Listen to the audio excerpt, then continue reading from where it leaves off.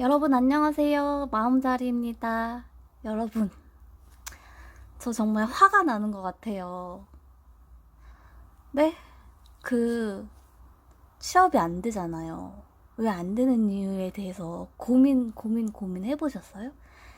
제가 썼는데 20대 취업이 안 되는 이유가 주입식 교육 때문이다. 주입식 교육의 문제예요. 영상을 좀 길게 찍다 보니까 뭐 이런 거지 같은 내용이 다 있어 이런 사람들도 있는데, 네, 맞아요. 사람은 주관적이고 이기적이기 때문에 그렇게 생각하는 사람이 있어요. 근데 팩트는 이거예요. 팩트는. 보시겠어요? 제가 쓴 글 일단 읽어드릴게요. 마음을 좀 정화시켜야 될 것 같네요. 저도. 지금 나는 30대입니다.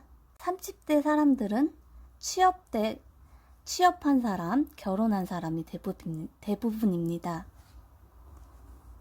30대 사람들은 취업 또는 결혼을 한 사람들이 대부분입니다. 당연히 안정적인 걸 좋아하고요. 우리는 10년 전에 20살에 취직을 하였습니다. 퇴직 나이는 60이고 현재는 50세로 낮아졌습니다.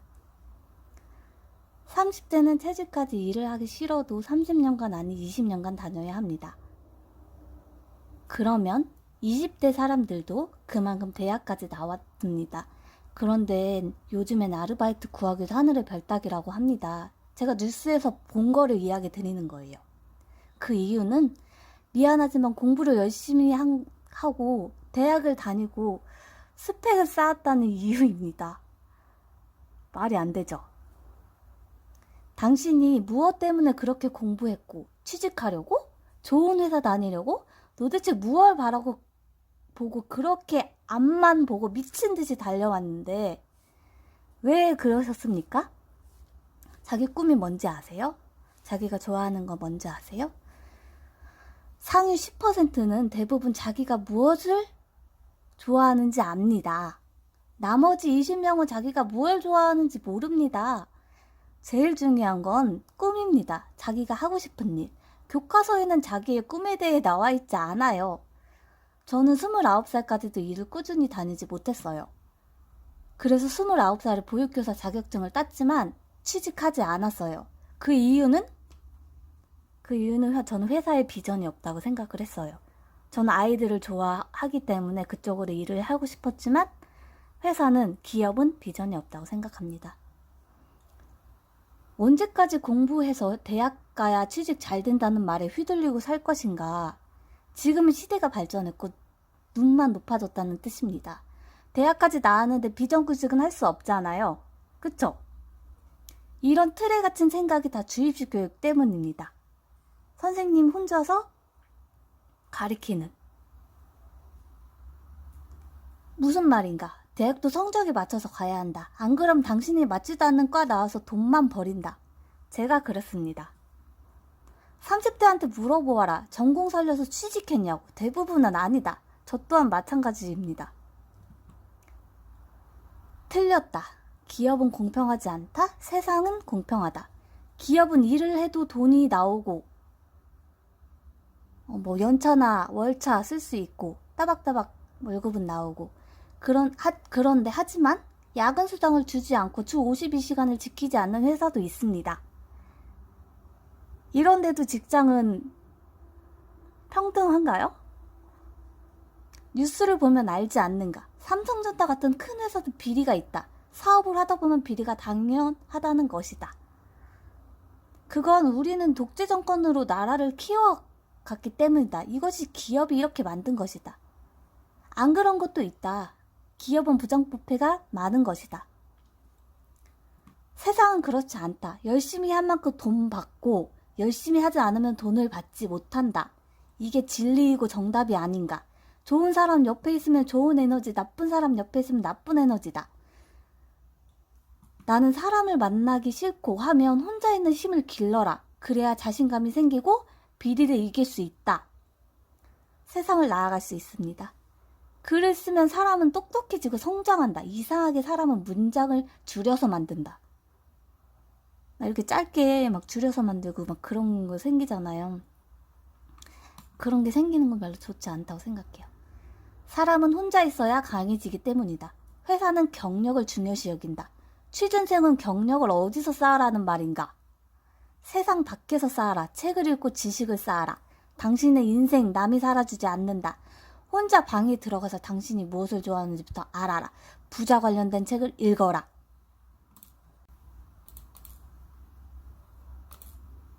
저는 이런 이야기를 해드리고 싶어요. 저는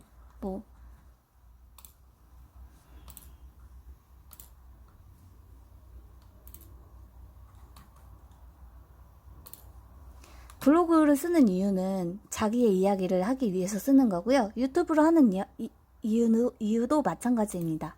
하나의 채널을 만드는 것이지요. 제가 이렇게 화를 내면서 이야기를 하는 이유가요.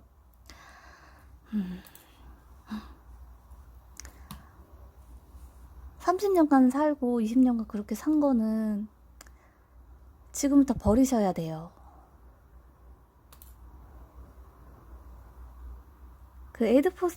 블로그나 유튜브를 하는 이유는 자기 생각을 하는 이유가 있고, 아니면 돈을 버는 방법을 알려주기도 하고, 여러 가지 컨텐츠가 있습니다.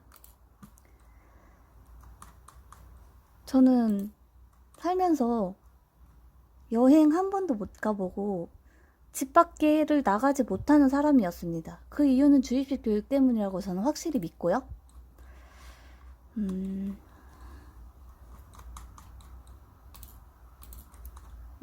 이렇게 제가 지금 살아왔던 걸 계속 블로그를 쓰고 보육교사를 배웠던 것부터 해서 쭉 썼는데, 이스라엘 유대인 이야기 간단하게 해드릴게요. 이스라엘 유대인 이야기. 안녕하세요. 오늘은 이스라엘이라는 나라의 유대인에 대한 이야기를 하려고 합니다. 큰 물에서 놀아야 큰 사람이 되듯 외국인들에 대해서 공부를 한다면 외국인들에 대해서 알게 되겠죠? 오늘은 이스라엘 유대인에 대한 이야기를 하려고 합니다. 우리나라 사람들과 이스라엘 유대인의 공통점이 있다고 하는데요. 바로 부모님이 자식들이 잘 살았으면 하는 마음이 닮았다고 합니다. 지금부터 이야기를 해보도록 하겠습니다. 유대인은 1948년 이스라엘 건국하기 전까지 약 2000년 동안 나라 없이 여기저기 흩어져 살았다. 때문에 각각 정착했던 나라의 영향을 받아 다양한 사고방식을 가지고 있다. 하지만 어느 나라에서 출생하더라도 유대인의 아이는 모두 유대인으로 인정받으며 살아갔으며 유대교의 전통 행사를 치르게 된다. 유대인들은 2000년 전까지 나라가 없이 다른 나라로 흩어졌다고 네이버에 나와 있습니다. 사실 우리나라도 예전에 일본에 지배당한 적이 있습니다. 나라를 빼앗긴 할머니 할아버지 세대의 말입니다. 그걸 보면 유대인과 닮았습니다. 우리도 일본어라는 외국어를 무료로 배울 수도 있었을 겁니다. 근데 아마 힘든 세상에서 이런 생각을 할 수 없었을 거예요. 이게 유대인과 다른 점인데요.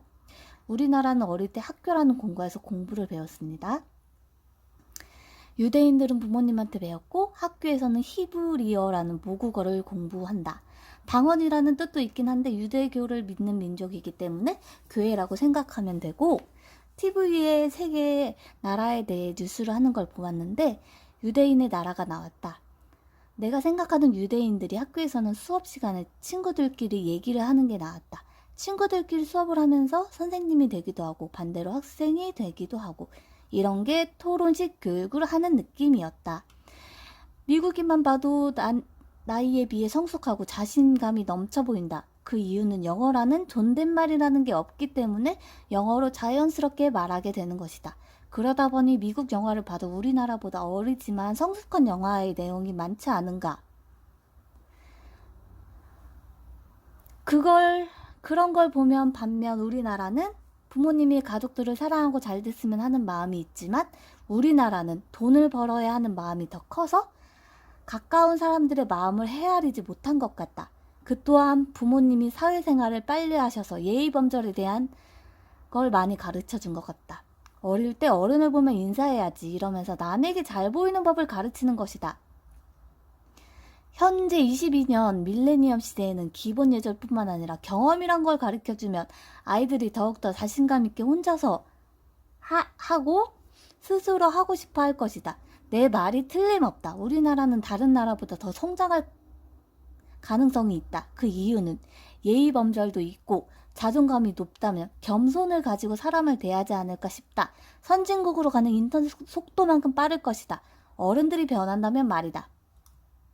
또한 유대인과 미국인들이 부자가 많은 이유는 이것이다. 유대인은 부모님이 가르치고 학교에서는 독서 토론을 하며 미국인들은 존댓말이 아닌 어른과 아이가 공평한 모국어라는 것에 장점으로 자존감이 높고 어른스럽게 성숙한다.